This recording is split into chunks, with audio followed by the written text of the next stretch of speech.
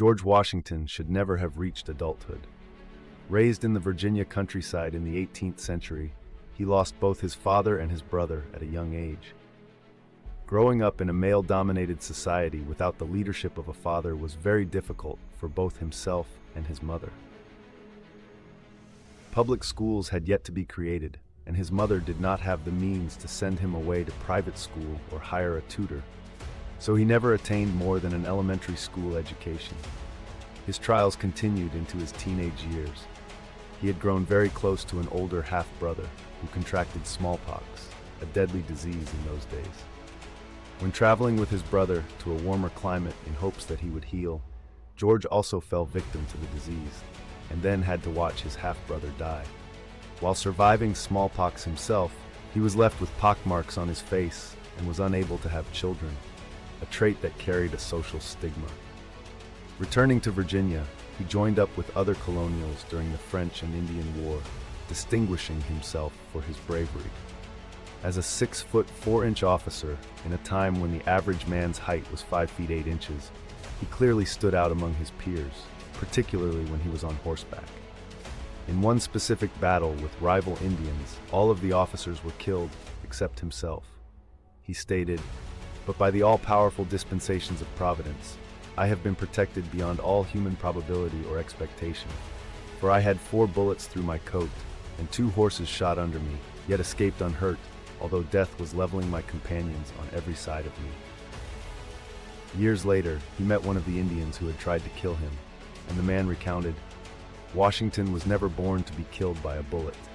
I had 17 fair fires at him with my rifle, and after all could not bring him to the ground." Throughout the next decades of his life, Washington survived repeated episodes of disease, hypothermia, and Indian attacks. He continued to survive unlikely battles in the French and Indian War, as well as in the American Revolution, and humbly declared that his life was spared for a divine purpose. Many individuals believe that God spared his life to accomplish a great good by leading the American people to form the first democratic republic, the United States of America. From studying the life of George Washington, we can see that God spared him for a particular purpose. When he should have died, he was miraculously protected and equipped to bring about good to his fellow men. Without George Washington's military and later political leadership, the American War for Independence may never have been won. If we had not won this war, we would have continued to have restrictions on free speech and the free exercise of religion, for no country in the 18th century extended these rights to their citizens. God used Washington and nameless brave Americans under him to establish a free republic, a nation where individuals could boldly declare the good news of the gospel, print religious tracts freely, and meet together in houses of worship without restriction. As we look back on our lives, many of us can see specific incidents where God protected us in unlikely circumstances. Yet sometimes, when we look to the future, we can become afraid that we will not have the courage to stand up for truth. Let us remember that we have nothing to fear for the future, except as we shall forget the way the Lord has led us and his teaching in our past history. Let us dwell upon specific instances of protection in church history, our nation's history, and our personal lives.